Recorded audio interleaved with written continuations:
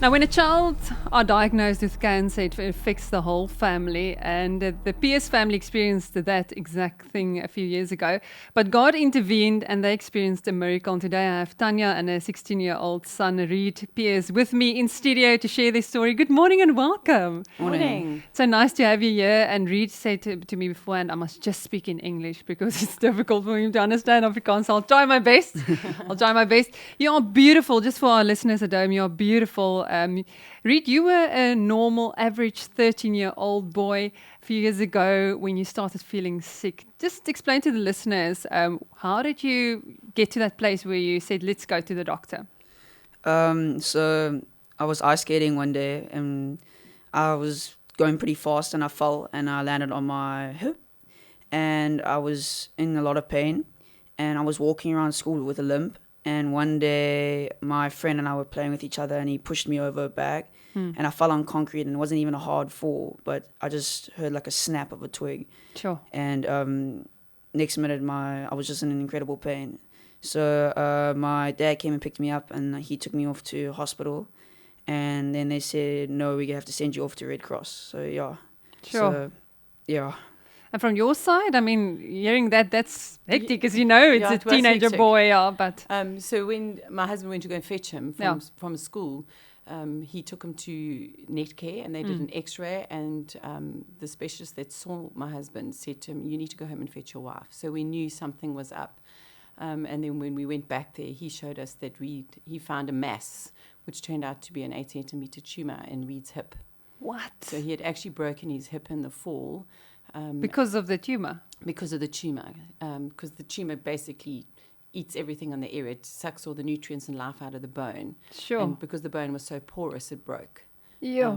So it was a thankful fall because that's when we discovered he was actually diagnosed with an osteosarcoma, which was in his hip. Yeah, that's hectic. A 13-year-old diagnosed with how big did you say the tumor? It was 8.5 centimeters. 8.5 centimeters. That's big, eh?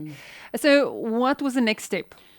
Well, the next step for us was he had to, basically, once he was diagnosed, he had to undergo 6 months of chemotherapy, and then they did a full hip replacement, and then he had to undergo another 4 months of chemotherapy. That was the treatment plan, which we did. And Rheed pretty much spent 6 months in a wheelchair. Whilst he was getting the chemotherapy, we were just laughing about how, and remembering how we used to have to carry him because we lived in a house with lots of stairs. We used to lay him flat on a surfboard and carry him into the house on a surfboard. Yeah. That's how because we were so scared of any bump or any movement because the break would get bigger and the cancer would run. So for 6 months, we treated him with kit gloves. Let's just go back to that moment where you found out it's cancer. I mean, Rheed, you're 13-year-old. Did you understand what cancer was?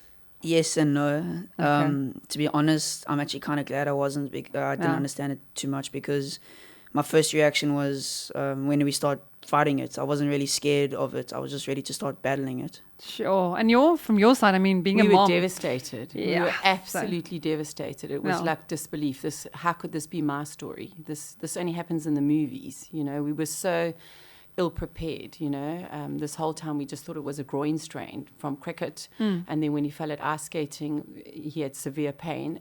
But no, we were nowhere near ready for this. We were absolutely, my husband and I, the first thing we did is we actually walked to the chapel at Red Cross. Yeah. And just cried out to God to say, God, now what? How did this happen, you know?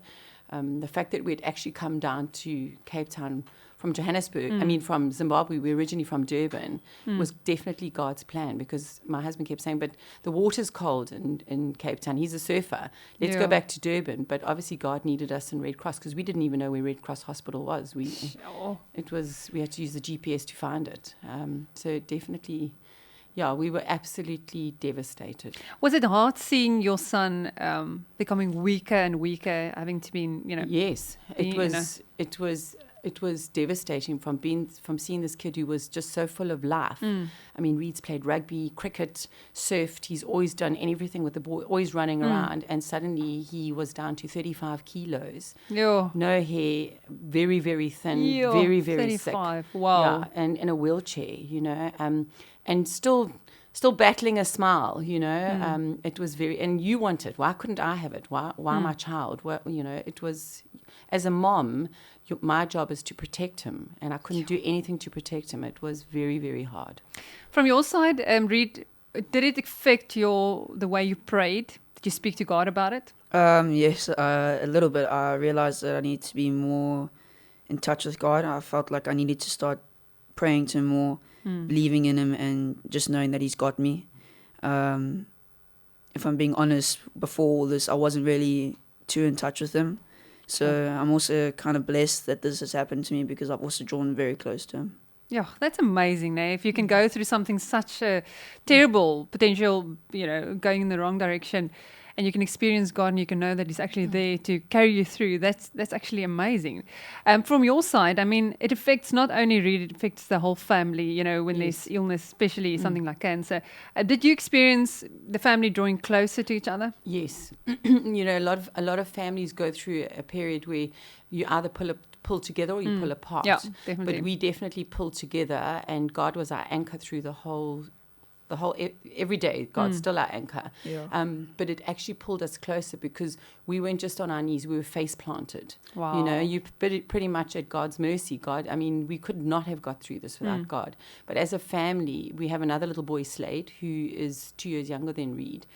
So one of us was always at the hospital with Rheed, and one was at home, and we used to do a 24-hour shift. And that was our life for a year. So one at the hospital, one at home, and we kept changing. But as a family, we always just said, whatever we need to do and sacrifice, we'll pull together to get through this. And that's what we did. Yeah. What was the lowest point? I mean, there's always, you know, you receive the initial news, and then it goes, and then sometimes there's a turn, and then, you know, you hit that rock bottom kind of thing. The lowest point for us was when Rheed had chemo. So he'd done all his rounds of chemo. And then what they do is he did surgery, so he had his full hip replacement. And they took the tumor out. And then they sent it away for a process called necrosis. And in order for Rheed to have 5 years, 70%, 5 years of life, he needed to get 95% and more. And his necrosis was 22%. Sure. So his chemo hadn't worked. And that for us was hard, because the doctors were saying the reality is... you have to face facts. And the facts were 22%. His longevity and chances of survival was now really, really low. Sure. But and that's when you get on your knees and you say, God, this is what they're saying, but we don't hold our faith in God, in what the doctors are saying. And every time the rubbers hit the road, God has shown his hand every single time. Sure, you know, it's amazing. Through the journey, I mean, elders came and prayed over Rheed, and that's how we found our church, and gave Rheed a verse and a vision, and said to Rheed, we see you as David taking on Goliath. Wow. So Rheed actually has a page which is Rheed takes on Goliath, and that was confirmed by my Bible study group up in Harare, sent us a word. And then an old friend his wife sent Rheed a stone that she had picked up from the riverbed when she went and stood where David fought Goliath. So he's had confirmation the whole way through. And then Rheed also one day said to me, Mom, how will I know God has really got me? And I said to him, Rheed, we don't know if God's not going to stand in front of you and say, here I am, Rheed. Yeah. But he will use people, and he'll send you confirmations. You just have to be aware and be listening. And Rheed actually had a heavenly experience when he went into surgery. So that is a whole story as well, you know. Yeah. So God did stand in front of him. I would love to hear that story. I just want to quickly ask you this before we go to that. Sometimes people pray and they lose their loved ones. That's the reality of life. Sometimes they pray and they get healed, which we are so grateful for. During the time that you were, walking this journey, did you get to that place where you almost stood before God and said, either way, we will still serve you? It took me a long time, and because our prayer has always been, God, I know he belongs to you, but I'm so not ready to give him back to you. Please don't take my son. And that was always my prayer until Rheed relapsed now with the cancer on the fourth rib. And I had a sense of peace the one day. We were actually in worship, and I actually got to a point where I was comfortable enough to say, I also don't want to see him going through this. So if you need to take him, teach me how to cope with this. Sure. So that in itself was... but it wasn't a stress, it was a peace that overcame, and I was ready to surrender him back to God. But it's taken me a while to get to that. My prayer's always been, I'm not ready to give him back to you. Please don't take him. You know, being a mother myself, I know that that is a difficult place to get. But I think when you reach that point where you can truly stand before God and say, either way, I'll still serve you. Yes. That's when you experience peace. That's a past understanding. I think Yes, that's it is, actually... absolutely. It was almost like, how did I feel that? You know, I mean... How did I get to this place? You know, it was almost disbelief. But Wow, I definitely recently got to that because I didn't want to see him keep going through chemo and surgery. Yes. I want him to be happy. And if this is not the life that God would want for him, you know...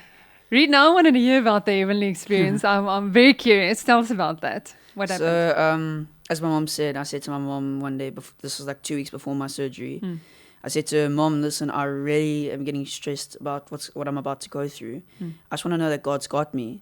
And like she just said, my mom said to me, he'll never reveal himself to you like how you think you want him to. But he'll use people in other ways to help you and tell you things. Well, little did my mom and I know, but when I went into my surgery, as I fell asleep, I kind of woke up, like I sat up out of my body, and I was just looking around, and I saw the doctors were still getting ready, and they were just about to start. So I started shouting, "No, stop! I'm awake! Don't do anything!" But no one heard me. They just kept on doing their own thing. And then I realized that something was up, and then the next second, this like white hole in the ceiling opened up with like bright light coming down from it, and these 2 angels came beside me and they grabbed me and they said to me, Rheed, he wants to see you. So I was, who wants to see me? I was like, who wants to see me? I don't understand. And then they grabbed me and they lifted me up out of my body and they took me through the hole in the ceiling, and then there I was flying in heaven. And I was on my way to this hall, and I went through the golden gates and everything, and it was just amazing to see. I mean, I didn't see anyone else there, but I only saw angels. That's it. I didn't see any other people. And anyway, so they laid me down at like this hall, and they said, go inside, he's waiting for you. So I said, okay. And I went inside, and it actually turned out to be a church. And in the church, there were pews full of angels, just rows and rows and rows of angels, thousands. And Jesus was at the front preaching to all of them. And I was just in awe. I was in shock as well, to be honest, because I didn't know what was happening. And I was just walking around looking at everything, and next minute I hear my name being called, and I hear Rheed. So I turn around, and the next minute it's Jesus calling me. So he said, Rheed, come up here, I want to talk to you. So I went up to him, but it was also kind of weird for me because being in a wheelchair for 6 months, I hadn't walked for quite long, and now all of a sudden I'm walking perfectly fine. So it was kind of strange for me. And I went up there, and he said, come sit on my lap. So I went and sat down on his lap, and to be honest, I kind of turned away at first because I was shy. I didn't know what to expect. I was just nervous. And then he touched me, and as he touched me, he just grabbed my face, and I just felt a sense of peace, happiness, no stress at all, like everything was going to be absolutely fine, perfect. And he just looked me dead in the eye, and he said to me, Rheed, don't worry, I've got you. Nothing's going to happen to you. And then next minute, it was like a fast rewind. I was out of his laps, out of the church, back into the angel's arms, out of heaven, out of through the golden gates, back down towards the hole. And I said to him, to be honest, I said to the angels, no, I don't want to go back. I want to stay here. This is amazing. Yeah. And no, they said, you have to go back and spread the word that he's coming soon. So I went down, and they laid me back in my body. And they said, as they laid me back in my body, they said, make sure that you spread the word that he's coming soon. So, yeah. Yeah, I think we can end the interview right there. No, I'm just kidding. No, it's amazing. I think you if you've had such an experience, I think you pray differently. You believe differently. There's no limit to your faith, isn't it? Yeah. Everything I do, I just try to do for God now. Yeah. That's amazing. I think it's such a privilege to have such an experience at the age that how old were you when you had that? I was 13 when I had this experience. Yeah, no, that's amazing. What was your experience when you had that, Tanya? Well, first of all, when Rheed came round, when he came round, the doctors, he said, oh, please call my dad. And my husband went in, got dressed up and went in. And at first, you can see the doctors and all looking, and when my husband was saying, don't worry, Rheed, okay, it's okay. And he said, no, Dad, I need to tell you. So it was a sense of urgency in his voice. And then when he was in ICU, he looked at me and he said, did Dad tell you? I said, don't, you can just imagine what everyone's thinking, all the drugs and all the medication for anesthetic. And so what we did is when he was still in ICU, I actually recorded what he told us, because he doesn't know anything about heavenly experiences.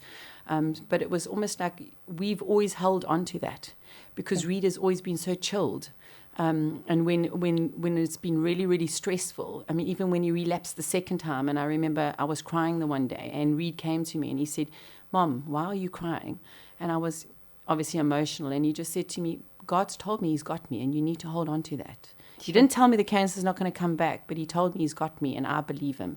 So, and so you kind of get put back in check, So it's been that we've held on to that always, that God is, despite what the doctors say, the necrosis, the cancers come back, our hope is in God. I think that's such a wonderful place of peace that you actually can find yourself in amidst, all the storms around you, all the reality of what you are going through. Then I want to talk to you about the prayer meeting in Stellenbosch. You went, Uncle Angus Buchan, spoke there, and you went before the meeting even started, and he prayed for Rheed. Yes. I don't know who of you want to tell the story, but that was actually an amazing experience, probably. Eh? Yeah, it was awesome. I mean, when he prayed for me, it was just awesome to hear his words, saying that it's not my fight, it's actually God's fight. And then I'll go back to my oncologist, and he said, we're ready to go back into chemo, radiation, and next minute he says, you got no cancer. But when they took the cancer out, there was definitely cancer there, but now they can't find a single thing. But it was amazing. It was just, How long ago was this? So Rheed's just come out, just had surgery a couple of weeks ago. It's about 6 weeks now. Yeah. He had his 4th rib removed, and a mass underneath the rib. So they take out specimens until it looks clear. Yeah. Because they did a PET scan, which for bone cancer is they take the contrast, and then the cancer lights up when they go into the tunnels. So we had the PET scan, it was confirmed there was cancer. He had the surgery, had the 4th rib removed and the tumor mass. And through all of this, everybody's always been prayed. We've always had a great, I think there's no way God could ignore Rheed's name, because there's just too many people praying for Rheed. That's been amazing. The support we've had has been great. And I've always been friends with Lindy, and Lindy messaged and said, hey, my dad's coming to town, I'd really like him to pray with Rheed. And we were like, great, we're all up for prayer. And that's how we came across to come out and meet Angus, Lindy is Angus's daughter. Yes. Yeah. So we were actually in community together when we were in Durban. Oh, wow. So, okay. Yeah. And then I think for me the most powerful was just Angus's, he just is so on fire, but he just says it as it is. Yeah. And there's not even a waiver. It's just that's what it is, and that's what it is. And what did he say? He gave us each a bottle of mustard seeds. Yeah. And he just said, you have to stand firm, and you have to believe, and you have to have faith. Wow. And it's something that we haven't, but he just says it with just such fire behind it that you almost faith. have to, 100%. Yeah. And I think also a highlight for us was after the meeting, we went backstage again, and his wife Jill, who isn't as loud as Angus, and she's a quiet, meek and sort of always in the background. And Lindy said to me, my mom doesn't come out. And when she came forward and she said to Rheed, in Exodus it says, I am the I am. And you have to stand on those words, because I'm the I am. And this is not your fight. This is his fight, but he's got you. And it was almost like a confirmation again. So that was just so powerful. Yeah. And that was on the Sunday night. And then on the Wednesday, we met his oncologist, walking in. I mean, the week before, he had his 3 radiation markers. That's the 2 permanent tattoos for the radiation, because he was going to have 6 weeks of everyday radiation, followed by 4 months of chemo. So our head was in that space, going in to meet the oncologist. And when we went in, and he just said, Rheed, how are you feeling? And Rheed said, I'm feeling good. Rheed's always chilled. He said, I'm feeling good. And, I mean, I had already looked at clinical trials, because this was now the 3rd time. Should we take him to the States? Should we be looking at immunotherapy? What else can we be doing? And he sat down and he just said, well, we can't find any cancer. Yes, and we were like, I love what? It. You know, like, how did that happen? You know? Yeah. There was a miracle happening, eh? What was the doctor's reaction? Well, he said at first they were like, no, he said they've had a few powwows about this. That's kind of what he said. And he just said, so they sent it out to another top pediatric pathologist to confirm, because it was on the PET, because I said to them, but it was on the PET scan. Yeah. Yes, it was on the PET scan. But you've taken it out. Yes, we took the specimens out. And now, so he said, well, we've sent it to a second pathologist who's confirmed there's no cancer. Sure. We were like, how? He said, we take the wins. So, you know, and Rheed's reaction was perfect. Can I go surfing this afternoon, Mom? Wow. You know? So, yeah, I love it was it, just, Yeah. you know. I think that's the whole thing is sometimes we experience God working in ways that's mysterious, you know? And his timing is always perfect. You know, sometimes we want him to act in a certain way in a certain time, but he's above that, and we have to get to that and place. And he's always in control. Exactly, and we have to get to that place where we accept that and we truly live that. What is your message to people that are today fighting a battle, whether it's financial, whether it's also with their surrender health?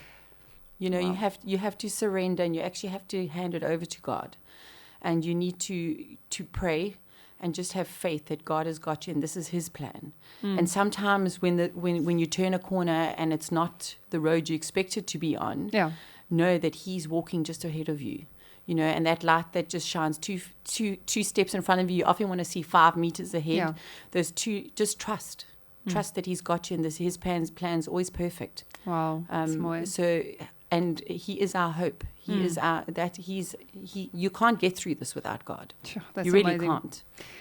Before we get you to also give your message, I want to quickly give a shout out. The regstreekse team is also here behind the scenes. So let's give a shout out to Eureka at Generations.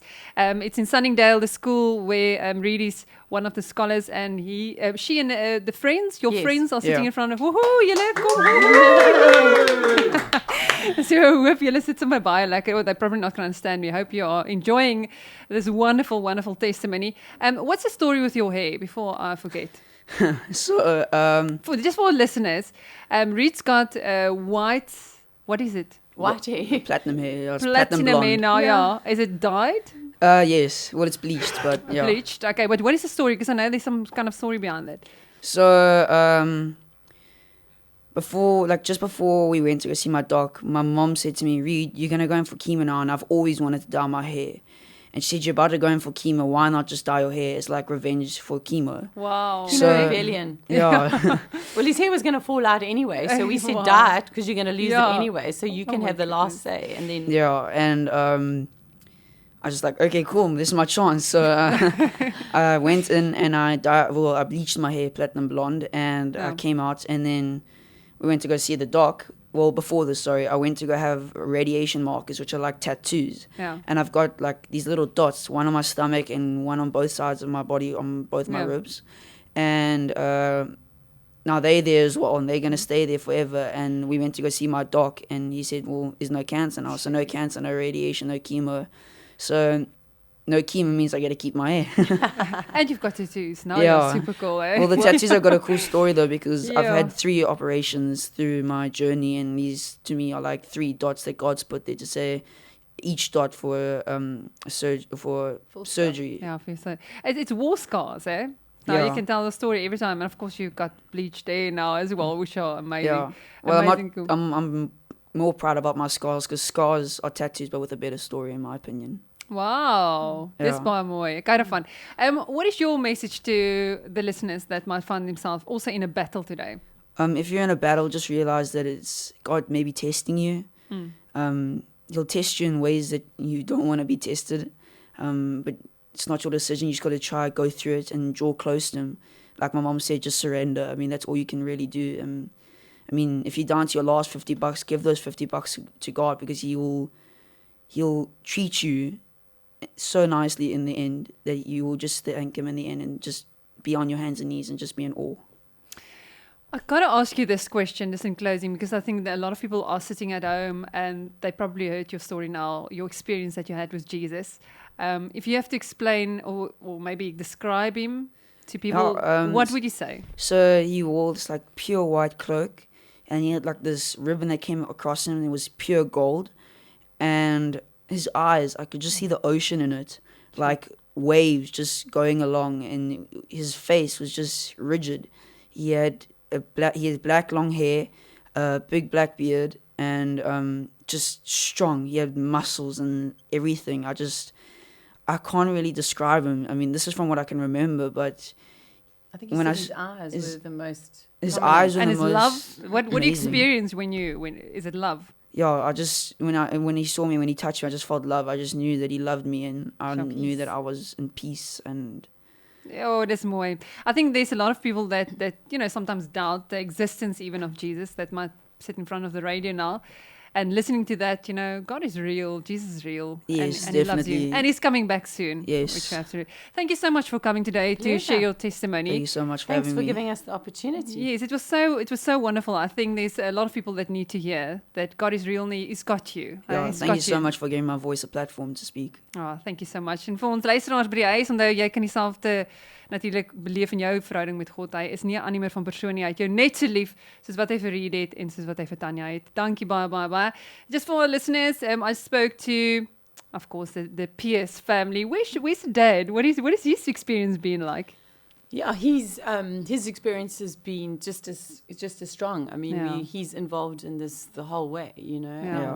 He's definitely all four of us, in fact. No, he doesn't really show when he's down. He keeps it to himself. He's strong. He puts on like a hard face and doesn't show it to anyone. But behind the scenes, Yeah, wow. His heart's sore. I think it encouraged you all, your faith. I think your strength, your faith has been strengthened through this whole ordeal. It also has brought us also very close as a family. Yes. If we can get through this, we can get through anything. Yeah. He's waiting in the car outside, actually. So. Oh, is it? He's probably wiping he was down the shy to tears come now.